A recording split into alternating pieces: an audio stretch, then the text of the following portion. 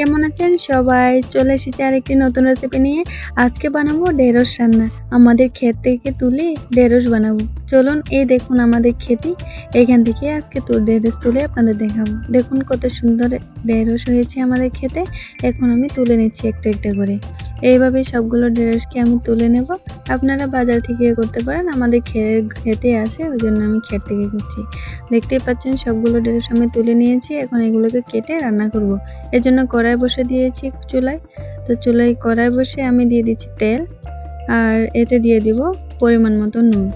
তেলটা অসংখ্য গরম হয়ে গেছে, ওই জন্য আমি নুন দিয়ে দিচ্ছি।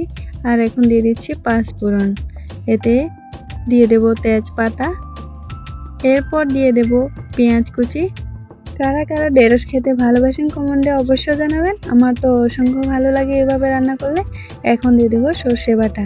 সর্ষে বাটাটুকু দিয়ে একটু নেড়েচেড়ে নিতে হবে। এইভাবে সর্ষে দিয়ে ঢেঁড়স রান্না করলে দুর্দান্ত স্বাদ হয়। গরম গরম ভাতের সঙ্গে এটি দুর্দান্ত একটি কাজ করে। তো এখন দিয়ে দিচ্ছি রসুনের পেস্ট। আমি শিলে রসুনগুলো বেটে নিয়েছি, আপনারা চাইলে মিক্সচার গ্রাইন্ডারও করতে পারেন। এখন দিয়ে দিলাম জিরের পেস্ট। তো সবগুলো উপকরণ দিয়ে এভাবে একটু নেড়েচেড়ে নিতে হবে। এরপর দিয়ে দিতে হবে পেঁয়াজগুলোকে আমি এভাবে কেটে নিয়েছি, আপনারা চাইলে কুচি করেও নিতে পারেন। তো এভাবে পেঁয়াজ দিয়ে ভালো মতো নেড়েচেড়ে নিতে হবে। মশলাটা যত ভালো করে রান্না করা হবে ততই ভালো লাগবে রেসিপিটি খেতে। তো দেখতেই পাচ্ছেন এখন আমি দিয়ে দিব পরিমাণ মতো নুন। আগে একটু তেলের মধ্যে নুন দিয়েছি, এখন আর একটু দিয়ে দিচ্ছি। এখন পরিমাণ মতো দিয়ে দিচ্ছি হলুদ গুঁড়ো, তারপর দিয়ে দেব লঙ্কার গুঁড়ো। তো সবগুলো উপকরণ দিয়ে এইভাবে ভালো মতো নেড়েচেড়ে নিতে হবে। দেখতেই পাচ্ছেন মশলাটা কত সুন্দর করে হয়ে গেল আমার। তো এখন এরপর দিয়ে দিব কেটে রাখা ঢেঁড়স। তো দেখতেই পাচ্ছেন আমি এইভাবে কেটে নিয়েছি ঢেঁড়সগুলোকে। দিয়ে দিতে হবে সবগুলো ঢেঁড়স। দুই একটা বড় সাইজের ঢেঁড়স আমাদের ঘরে ছিল, ওই জন্য ওগুলোকে আমি দিয়ে দিলাম। আর ক্ষেত থেকে তোলা সবগুলো ঢেঁড়স ছোটো সাইজের ছিল। তো এইভাবে আমি নেড়ে চেড়ে নিচ্ছি। যত ভালো করে ঢেঁড়সটিকে ভাজা করা হবে ততই ভালো লাগবে খেতে। দেখতেই পাচ্ছেন কত সুন্দর হয়েছে। তো বন্ধুরা, আমাদের গ্রামের রন্ধনশালা চ্যানেলটিতে নতুন হলে চ্যানেলটিকে সাবস্ক্রাইব করে পাশে থাকবেন। তো এখন দিয়ে দেব কেটে রাখা লঙ্কা। আমি কাঁচা লঙ্কা কয়েকটি কেটে রেখেছি, ওগুলো দিয়ে দিচ্ছি।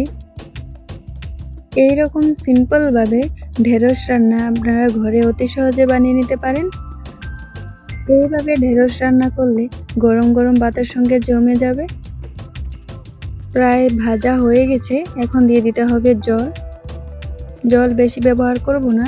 জল দেওয়া হয়ে গেছে, 10 মিনিটের জন্য এটাকে কুক করে নিতে হবে। দেখতেই পাচ্ছেন এইভাবে মশলাটাকে ভালো করে জলের সঙ্গে মিশিয়ে দিতে হবে। যত ভালো করে মশলাটাকে জলের সঙ্গে মিশানো হবে ততই ভালো লাগবে খেতে। বিশ্বাস করুন বন্ধুরা, এই রেসিপিটি দুর্দান্ত স্বাদ হয়েছিল। আমাদের পরিবারের সবাই এই রেসিপিটির প্রেমে পড়ে গেছে জানুন। এই রেসিপিটি এখন একবার খেয়ে এখন আমাকে বলছে আবার বানিয়ে দিতে। তো আপনারাও অতি সহজে এটিকে ঘরে একবার ট্রাই করে দেখতে পারেন। আর আপনারা চাইলেও এতে গরম মশলাও দিতে পারেন, কোনো অসুবিধা নেই। গরম মশলা দিলেও অনেক ভালো লাগবে খেতে। দেখুন প্রায় হয়ে এসেছে রেসিপিটা, আর একটু শুকনো শুকনো করে নিতে হবে। দেখুন আমি দেখিয়ে দিচ্ছি একটু, কত সুন্দর হয়েছে তাই না বলুন। তো এখন রেসিপিটি আমার প্রায় হয়ে গেছে, এখন আমি কড়াই থেকে নামিয়ে নেব। এই ঢেঁড়স রেসিপি রুটি কিংবা ভাতের সঙ্গে দুর্দান্ত একটি কাজ করবে, অনেক ভালো লাগবে খেতে। আপনারা ট্রাই করে অবশ্যই দেখতে পারেন। তো বন্ধুরা, আজকের রেসিপিটা এটাই ছিল। কেমন লাগলো কমেন্টে অবশ্যই জানাবেন। ভালো লাগে লাইক অ্যান্ড শেয়ার করে দিবেন। ভালো থাকবেন।